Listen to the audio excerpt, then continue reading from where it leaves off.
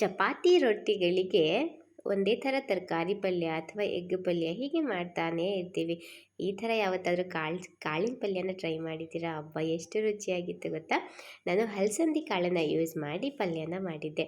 ಚಪಾತಿ ಜೊತೆ ಈ ಪಲ್ಯ ಅಂತೂ ಅದ್ಭುತವಾಗಿರುತ್ತೆ.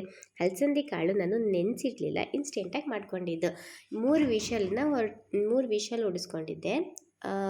ಏನಾದರೂ ನೆನೆಸಿಟ್ಟು ಮಾಡಿದ್ರೂ ಕೂಡ ತುಂಬ ಚೆನ್ನಾಗಿರುತ್ತೆ. ಇದಕ್ಕೆ ನಾನು 2 ಮೀಡಿಯಮ್ ಸೈಜ್ ಟೊಮ್ಯಾಟೊ, ಆನಿಯನ್ನು ಹಾಗೆಯೇ ಕೊತ್ತಂಬರಿ ಸೊಪ್ಪನ್ನ ಕಟ್ ಮಾಡಿ ಇಟ್ಕೊಂಡಿದ್ದೀನಿ. ನಂತರ ಒಂದು ಬಾಣಲಿನ ಇಟ್ಟು ಅದಕ್ಕೆ ಸಾಸಿವೆ, ಜೀರಿಗೆ, ಕರಿಬೇವು, ಬೇಕು ಅಂತಂದರೆ ಹಸಿಮೆಣ್ಸಿನ್ಕಾಯಿ ಸೇರಿಸ್ಕೋಬೋದು. ನಾನು ಮಕ್ಕಳು ತಿನ್ನೋದೆಲ್ಲ ಬಾಯಿಗೆ ಸಿಕ್ಬಿಟ್ರೆ ಅವರು ಮತ್ತೆ ಊಟನೇ ಬಿಟ್ಬಿಡ್ತಾರೆ ಅಂತ ಹೇಳಿಬಿಟ್ಟು ನಾನು ಹಸಿಮೆಣ್ಸಿನ್ಕಾಯಿ ಸೇರಿಸ್ಕೊಂಡಿಲ್ಲ. ನಂತರ ಇದಕ್ಕೆ ಕಟ್ ಮಾಡಿ ಇಟ್ಕೊಂಡಿರುವಂತಹ ಆನಿಯನ್ನು ಸೇರಿಸ್ಕೊತಾ ಇದ್ದೀನಿ. ಅಡುಗೆ ಮಾಡಬೇಕಾದ್ರೆ ಮೀಡಿಯಮ್ ಫ್ಲೇಮಲ್ಲಿ ಅಡುಗೆ ಮಾಡಿದ್ರೆ ರುಚಿ ತುಂಬ ಚೆನ್ನಾಗಿರುತ್ತೆ ಅಂತ ಯಾವಾಗಲೂ ನಮ್ಮಮ್ಮ ಹೇಳ್ತಿರ್ತಾರೆ. ಸೊ ಮೀಡಿಯಮ್ ಫ್ಲೇಮಲ್ಲೇ ಈರುಳ್ಳಿನ ಚೆನ್ನಾಗಿ ಬೇಯಿಸ್ಕೋಬೇಕು. ಗೊತ್ತಲ್ವಾ, ಹೊಂಬಣ್ಣ ಬರೋವರೆಗೂ ಈರುಳ್ಳಿನ ಚೆನ್ನಾಗಿ ಬೇಯಿಸಿ ನಂತರ ಅದಕ್ಕೆ ಶುಂಠಿ ಬೆಳ್ಳುಳ್ಳಿ ಪೇಸ್ಟನ್ನು ಸೇರಿಸ್ಕೊತಾ ಇದ್ದೀನಿ. ನಾನು ಯಾವತ್ತೂ ಶುಂಠಿ ಬೆಳ್ಳುಳ್ಳಿ ಪೇಸ್ಟು ಈ ಮಸಾಲೆ ಪೌಡರ್ಗಳನ್ನು ಆದಷ್ಟು ಮನೆಯಲ್ಲೇ ಮಾಡ್ಕೊತೀನಿ ಟೈಮ್ ಇದ್ದಾಗ. ಮಗು ಇರೋದ್ರಿಂದ ಇತ್ತೀಚೆಗೆ ಸ್ವಲ್ಪ ಟೈಮ್ ಕಡಿಮೆ ಆಗಿ ನಮ್ಮ ಅಮ್ಮಗೆ ಹೇಳಿದ್ರೆ ಎಲ್ಲ ಮಾಡ್ಕೊಂಡು ಕೊಟ್ಟು ಕಳಿಸ್ತಾರೆ ಪಾಪ. ಸೊ ಶುಂಠಿ ಬೆಳ್ಳುಳ್ಳಿ ಪೇಸ್ಟನ್ನು ಹಾಕಿ ಈರುಳ್ಳಿನ ಇನ್ನೂ ಸ್ವಲ್ಪ ಹೊತ್ತು ಚೆನ್ನಾಗಿ ಬೇಯಿಸ್ಕೋಬೇಕು. ಈರುಳ್ಳಿ ಸ್ವಲ್ಪ ಹೊಂಬಣ್ಣ ಬಂದ ಮೇಲೆ ಇದಕ್ಕೆ ನಾವು ಹೆಚ್ಚಿಟ್ಕೊಂಡಿದ್ದಂತಹ ಟೊಮ್ಯಾಟೊನ ಸೇರಿಸ್ಕೊತಾ ಇದ್ದೀನಿ. ಟೊಮ್ಯಾಟೊ ಇವಾಗ ಮಾಮೂಲಿ ಮೆತ್ತಿಗೆ ಆಗೋವರೆಗೂ ಎಣ್ಣೆನಲ್ಲೇ ಫ್ರೈ ಆಗೋದಕ್ಕೆ ಬಿಡಬೇಕು. ಎಲ್ಲದನ್ನು ಒಂದು ಸತಿ ಚೆನ್ನಾಗಿ ಮಿಕ್ಸ್ ಮಾಡಿ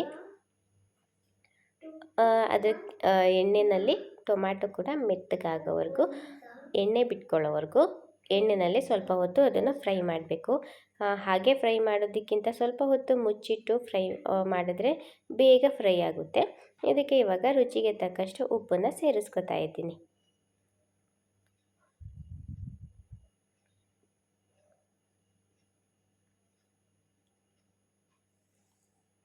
ಉಪ್ಪನ್ನು ಸೇರಿಸ್ಕೊಂಡು ಒಂದು ಸತಿ ಎಲ್ಲದನ್ನು ನೀಟಾಗಿ ಮಿಕ್ಸ್ ಮಾಡಿ ಒಂದು 5ರಿಂದ 6 ನಿಮಿಷ ಎಣ್ಣೆ ಎಲ್ಲ ಬಿಟ್ಕೊಳ್ಳೋವರೆಗೂ, ಟೊಮ್ಯಾಟೊ ಮೆತ್ತಗಾಗೋವರೆಗೂ ಬೇಯಿಸ್ಕೊಂಡ್ರೆ ನೋಡಿ ಟೊಮ್ಯಾಟೊ ಎಷ್ಟು ಚೆನ್ನಾಗಿ ಮೆತ್ತಗಾಗಿದೆ. ಎಲ್ಲ ಸಪ್ರೇಟ್ ಎಣ್ಣೆ ಎಲ್ಲ ಸಪ್ರೇಟಾಗಿ ಚೆನ್ನಾಗಿ ಬೆಂದಿರುತ್ತೆ ಈರುಳ್ಳಿ ಟೊಮ್ಯಾಟೊ ಎಲ್ಲ. ಸೊ ಇವಾಗ ಇದನ್ನು ಎಲ್ಲದನ್ನು ಚೆನ್ನಾಗಿ ಮಿಕ್ಸ್ ಮಾಡಿಕೊಂಡು ಒಂದು 2 ನಿಮಿಷ ಹಾಗೆಯೇ ಕೈ ಆಡಿಸಿ ನಂತರ ಇದಕ್ಕೆ ಧನಿಯಾ ಪುಡಿನ ಸೇರಿಸ್ಕೊತಾ ಇದ್ದೀನಿ. ಧನಿಯಾ ಪುಡಿ ಮಾಡಿಸ್ಬೇಕಾದ್ರೇ ನಾನು ಮಸಾಲೆ ಐಟಮ್ಸ್ಗಳನ್ನು ಆಲ್ಮೋಸ್ಟ್ ಅದಕ್ಕೆ ಆ್ಯಡ್ ಮಾಡಿರ್ತೀನಿ. ಅದಕ್ಕೋಸ್ಕರ ನಾನು ಹೆಚ್ಚು ಅಡುಗೆಗಳಲ್ಲಿ ಮಸಾಲೆನ ಯೂಸ್ ಮಾಡೋದಿಲ್ಲ. ನಂತರ ಇದಕ್ಕೆ ಚಿಲ್ಲಿ ಪೌಡರನ್ನು ಸೇರಿಸ್ಕೊತಾ ಇದ್ದೀನಿ. ರುಚಿ ನೋಡಿ, ಅಂದರೆ ಒಬ್ಬೊಬ್ಬರು ಮನೆಯಲ್ಲಿ ಚಿಲ್ಲಿ ಪೌಡರ್ ಒಂದೊಂದು ಥರ, ಅಂದರೆ ಕೆಲವರು ಜಾಸ್ತಿ ಖಾರ ಮಾಡಿಸಿರ್ತಾರೆ, ಕೆಲವರು ಸ್ವಲ್ಪ ಲೈಟಾಗೆ ಮಾಡಿಸಿರ್ತಾರೆ. ನಮ್ಮ ಮನೇಲಿ ಮೀಡಿಯಮ್ ಖಾರ ಇದೆ, ಸೊ ನಾನು 1 ಟೇಬಲ್ ಸ್ಪೂನ್ ಹಾಕ್ತೆ. ನಂತರ ಅದಕ್ಕೆ ಅರಿಶಿನ ಪೌಡರನ್ನು ಸೇರಿಸ್ಕೊತಾ ಇದ್ದೀನಿ.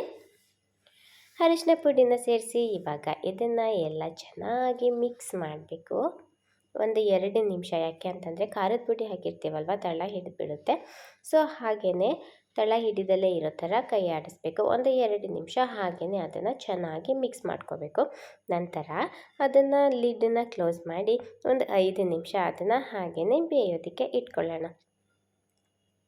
ಲಿಡ್ ಓಪನ್ ಮಾಡಿದ್ಮೇಲೆ ನೋಡಿ ಎಷ್ಟು ಚೆನ್ನಾಗಿ ಕಾಣ್ತಾ ಇದೆ. ಎಣ್ಣೆ ಎಲ್ಲ ಸಪ್ರೇಟಾಗಿ ತುಂಬ ಚೆನ್ನಾಗಿ ಬೆಂದಿದೆ ಎಲ್ಲದೂ ಕೂಡ. ಬೇಕು ಅಂತಂದರೆ ಇವಾಗ ಇದಕ್ಕೆ ನೀರು ಹಾಕ್ಕೊಳ್ಳಿ. ನಾನು ಕಾಳು ಹಾಕಿದ ಮೇಲೆ ನೀರು ಬೇಕೋ ಬೇಡವಾ ಅಂತ ಒಂದು ಸತಿ ನೋಡಿ ಆಮೇಲೆ ಹಾಕೋತೀನಿ. ಬೇಯಬೇಕಾದ್ರೂ ನೀರು ಹಾಕ್ಕೊಂಡ್ರೆ ನೀರು ಚೆನ್ನಾಗಿ ಬೇಯುತ್ತೆ ಅದು. ನಂತರ ಇದಕ್ಕೆ ನಾನು ಬೇಯಿಸಿಟ್ಕೊಂಡಿದ್ದಂತಹ ಹಲಸಂದಿ ಕಾಳನ್ನು ಸೇರಿಸ್ಕೊತಾ ಇದ್ದೀನಿ. ಬೇರೆ ಕಾಳುಗಳನ್ನು ಕೂಡ ಯೂಸ್ ಮಾಡ್ಕೊಬೋದು, ಬಟ್ ನಾನು ತುಂಬ ದಿನದಿಂದ ಹಲಸಂದಿ ಕಾಳು ಯೂಸೇ ಮಾಡಿರಲಿಲ್ಲ. ಫ್ರಿಜ್ಜಲ್ಲಿ ಹಾಗೆ ಇಟ್ಟಿದ್ದೆ, ಊರಿಂದ ತಂದಿದ್ದು. ಸೊ ಯಾವಾಗಲೂ ಒಂದೇ ಥರ ಸೊಪ್ಪಿನ ಸಾರು, ತರಕಾರಿ ಸಾಂಬಾರೆಲ್ಲ ತಿಂದು ಬೋರಾಗಿರುತ್ತೆ. ಮತ್ತು ನಾವು ಚಪಾತಿ ಮೇಲೆ ಆವಾಗವಾಗ ವೆಜಿಟೇಬಲ್ ಪಲ್ಯ, ಕಾಯಿ ಚಟ್ನಿ ಈ ಥರದ್ದೆಲ್ಲ ಮಾಡ್ತಾಯಿರ್ತೀವಿ. ಸೊ ಈ ಥರ ಕಾಳಿನ ಪಲ್ಯ ಇನ್ನೂ ಅದ್ಭುತವಾಗಿರುತ್ತೆ. ನೀವು ಯಾವತ್ತೂ ಟ್ರೈ ಮಾಡಿಲ್ಲ ಅಂತಂದರೆ ಈ ರೀತಿ ಒಂದು ಸತಿ ಟ್ರೈ ಮಾಡಿ, ನಿಜವಾಗ್ಲೂ ರುಚಿಯಂತೂ ಅದ್ಭುತವಾಗಿರುತ್ತೆ. ಸೊ ಕಾಳು ಹಾಕಿದ್ಮೇಲೆ ಎಲ್ಲದನ್ನು ಚೆನ್ನಾಗಿ ಮಿಕ್ಸ್ ಮಾಡ್ಕೊಬೇಕು. ನಂತರ ಇದಕ್ಕೆ ನಾನು ಇವಾಗ ಇದಕ್ಕೆ ಬೇಕು ಅಂತ ಅನ್ನಿಸ್ದಾಗ ನೀರನ್ನು ಸೇರಿಸ್ಕೊತಾ ಇದ್ದೀನಿ. ಇಲ್ಲ ಅಂತಂದರೆ ಕಾಳು ಬೇಯಿಸ್ಬೇಕಾದ್ರೆ ಕಾಳಲ್ಲೇ ಸ್ವಲ್ಪ ನೀರು ಉಳಿದಿರುತ್ತಲ್ಲ, ಆ ನೀರೇ ಸಾಕಾಗುತ್ತೆ. ಬಟ್ ನಾನಿಲ್ಲಿ ಬೇಯಿಸ್ಬೇಕಾದ್ರೆ ಸ್ವಲ್ಪ ನೀರು ಕಮ್ಮಿ ಹಾಕಿದ್ದೆ, ಅದಕ್ಕೋಸ್ಕರ ಕಾಳಲ್ಲಿ ನೀರು ಉಳಿದಿರಲಿಲ್ಲ. ಹಾಗಾಗಿ ನಾನು ಎಕ್ಸ್ಟ್ರಾ ನೀರನ್ನು ಸೇರಿಸ್ಕೊತಾ ಇದ್ದೀನಿ. ನಂತರ ಇದಕ್ಕೆ ಹೆಚ್ಚಿಟ್ಕೊಂಡಿರುವಂತಹ ಕೊತ್ತಂಬರಿ ಸೊಪ್ಪನ್ನು ಹಾಕಿ ಎಲ್ಲದನ್ನು ಚೆನ್ನಾಗಿ ಮಿಕ್ಸ್ ಮಾಡ್ತಾ ಇದ್ದೀನಿ. ಬೇಕು ಅಂತಂದರೆ ಇದಕ್ಕೆ ಕಾಯಿ ತುರಿ ಕೂಡ ಸೇರಿಸ್ಕೋಬೋದು. ಕಾಯಿ ತುರಿ ನನಗೆ ಏನು ಬೇಡ ಅಂತ ಅನ್ನಿಸ್ತು, ಯಾಕೆಂತಂದರೆ ನಾನು ಕಾಳೆ ಸ್ವಲ್ಪ ಜಾಸ್ತಿ ಅಂದರೆ ಕ್ವಾಂಟಿಟಿ ಜಾಸ್ತಿ ಆಗಿಬಿಟ್ಟಿದೆ, ಪಲ್ಯ ಜಾಸ್ತಿ ಆಗಿಬಿಟ್ಟಿತ್ತು. ಮತ್ತು ಕಾಯಿ ತುರಿ ಎಲ್ಲ ಬೇಡ, ಇದೇ ತುಂಬ ಚೆನ್ನಾಗಿರುತ್ತೆ ತಿನ್ನೋದಕ್ಕೆ ಅಂತ ಹೇಳಿ ನಾನೇನು ಕಾಯಿ ತುರಿನ ಆ್ಯಡ್ ಮಾಡ್ಕೊಳ್ಳಿಲ್ಲ. ಸೊ ಇದನ್ನೆಲ್ಲ ಚೆನ್ನಾಗಿ ಬೇಯಿಸಿ ಕೊತ್ತಂಬರಿ ಸೊಪ್ಪು ಲಾಸ್ಟಿಗೆ ಹಾಕಿದ್ಮೇಲೆ ಇಷ್ಟು ಅದ್ಭುತವಾಗಿರುವಂತಹ ಈ ಕಾಳಿನ ಪಲ್ಯ ರೆಡಿಯಾಗುತ್ತೆ. ತಿನ್ನೋದಕ್ಕೂ ತುಂಬಾ ಚೆನ್ನಾಗಿರುತ್ತೆ. ಸೊ ನೀವು ನನ್ನ ಚಾನಲ್ನ ಫಸ್ಟ್ ಟೈಮ್ ನೋಡ್ತಿದ್ರೆ ದಯವಿಟ್ಟು ಸಬ್ಸ್ಕ್ರೈಬ್ ಮಾಡ್ಕೊಳ್ಳಿ. ಒಂದು ಸತಿನಾದರೂ ಈ ಕಾಳಿನ ಪಲ್ಯನ ಮಾಡ್ಕೊತೀನಿ. ಆರೋಗ್ಯಕ್ಕೆ ತುಂಬ ಒಳ್ಳೆಯದು, ತುಂಬ ಈಸಿಯಾಗೂ ಮಾಡ್ಬೋದು. Thank you.